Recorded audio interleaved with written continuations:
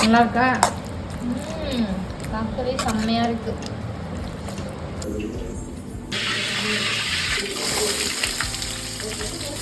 வெங்காயம், பச்சை மிளகா, மசாலா, அப்புறமா போடணும் மசாலா, ஃபஸ்ட்டே போடக்கூடாது. கொஞ்சோண்டு சோம்பு, பட்டை, லவங்கம், அந்த பூ. அந்த பூ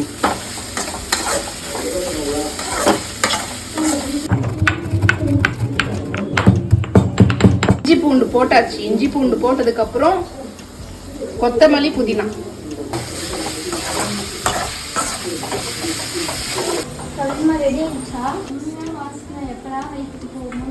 ஒரு 1/2 ஸ்பூன் வந்து தனி மிளகாத்தூள், கரம் மசாலா, கொஞ்சம் உப்பு.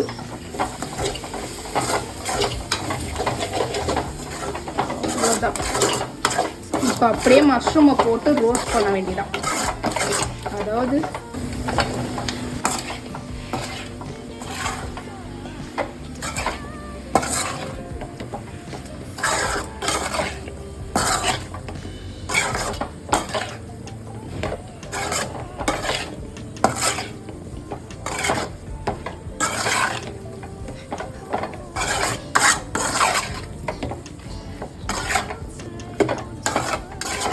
இதில் கொஞ்சமாக தண்ணி ஊற்றி நல்லா வேக வைக்கணும்.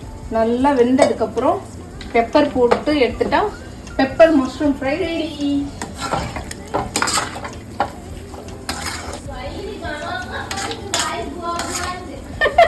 வாய் பூவா பூவா இருந்தா, ஆனால் நான் பூவா செய்யலையே, மஷ்ரூம் தானே செய்கிறேன். என்ன செய்யறப்பா? சரியான வாசனையா இருக்கு. இந்த வாசனையிலே பசி தூண்டுது கவி. இப்பதான் கிச்சிக்கா வந்து கேட்டு போச்சு. எல்லாரும் கேட்டே போவாங்க. 3 மணி நேரமா சமைச்சுனுங்கிறேன். ஒரு படமே பாரு. இல்ல நல்லா இருக்கா? பார்க்கவே செம்மையா இருக்கு.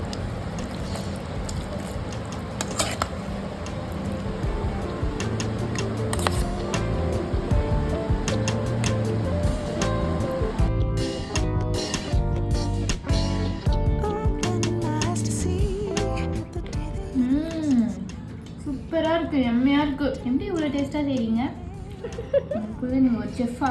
பசிக்கு இவ்வளோ டேஸ்ட்டாக சாப்பிட்றது செம்மையாக இருக்குது.